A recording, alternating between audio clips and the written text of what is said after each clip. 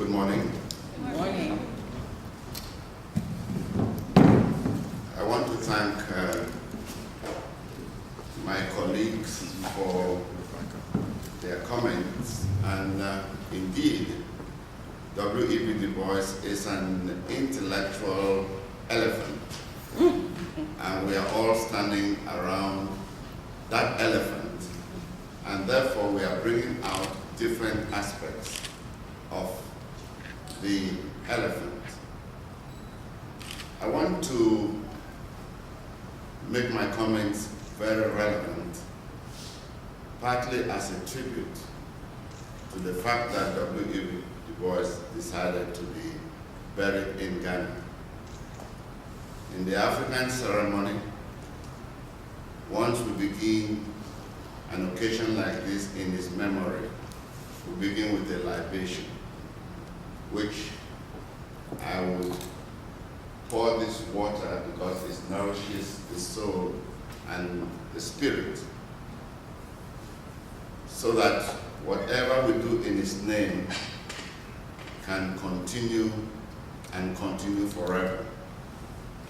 In the African cosmology, people do not die, they transition from human bodies into the spirit world. And the strength of your spirit is a function of how you lived your life.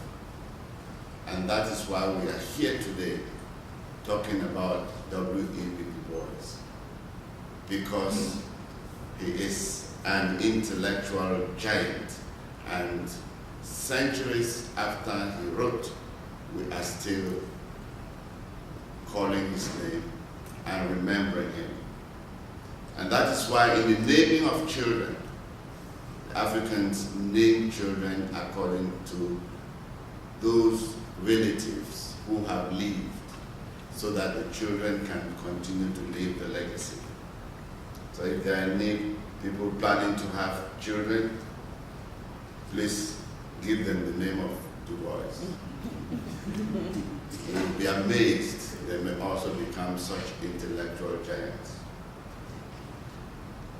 Secondly, I'm going just to highlight a few questions that arose from my reading of the book. And I will start with the question which Du Bois himself realized later on in his life, and I quote, "Once I thought of you Africans as children, whom we educated African Americans would lead to liberty. I was wrong. We could not even lead ourselves, much less you.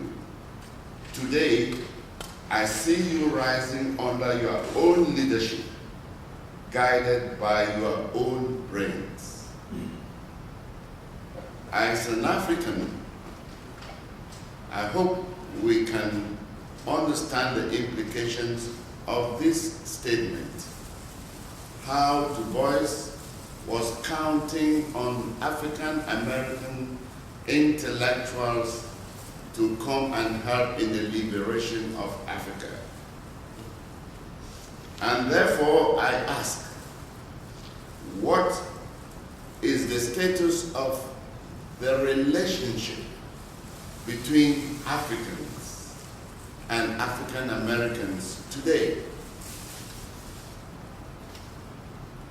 What role are African American intellectuals and leaders making in the advancement of the continent of Africa? Also, I pose from the reading some central questions. Du Bois indicated that the 20th century would be a great period for Africans' liberation and freedom. What is the status of Africa today in terms of Du Bois' statement because we are today in the 21st century. Therefore, what happened? What happened? He continued to state that Africa's resources have been the envy of the world, Europe, and that, in his opinion, led to the victimization of Africa. Of course, Africa is still victimized by new imperialist forces. Because according to Du Bois, the economic mode of production accounts for the domination of not only Africans, but African Americans. The economic mode of production. Therefore, we can only achieve our greatness and freedom and liberation if we address the economic mode of production that continues to account for our oppression.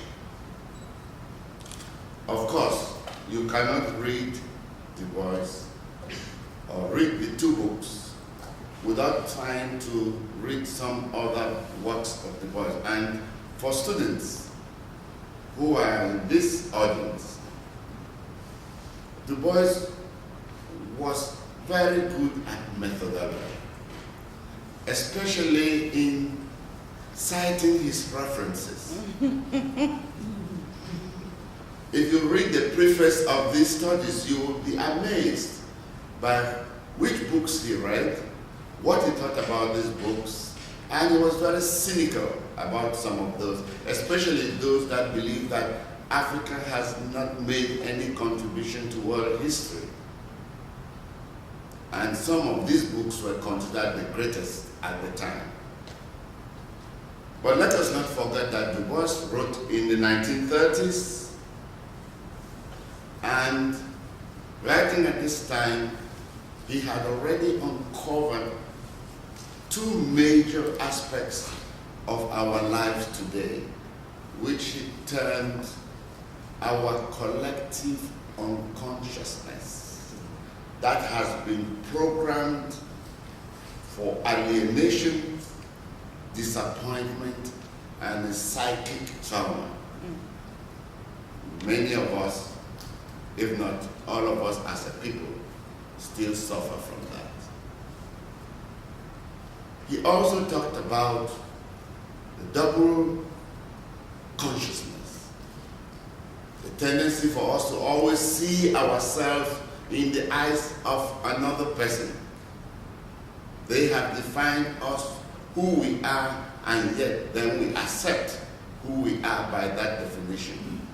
And that is why we should teach students to refute and challenge some of the outcomes of what Du Bois calls double consciousness. In most of Du Bois' works, he focused on education. Education. And he continues to say education should be training for life and not for jobs. Clark Atlanta University, take note as we consider the core curriculum, where we are, because we want to train students for jobs, we are trying to eliminate some of the things Du Bois is telling us, that we must train students with some fundamental values, values of moderation, values of integrity, certain values of morality. You cannot train people only to go and work without giving them some of the ethical and moral foundations of life.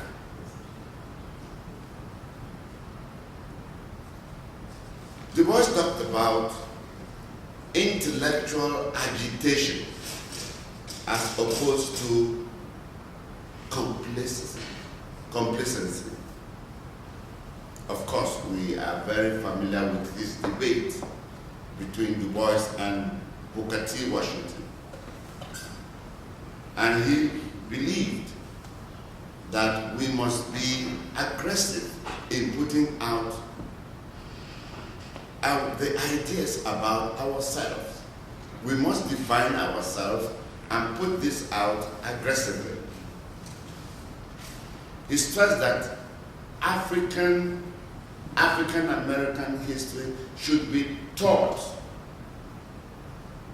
to all black children, because without knowing about your history, you are destined to be considered that you did not exist.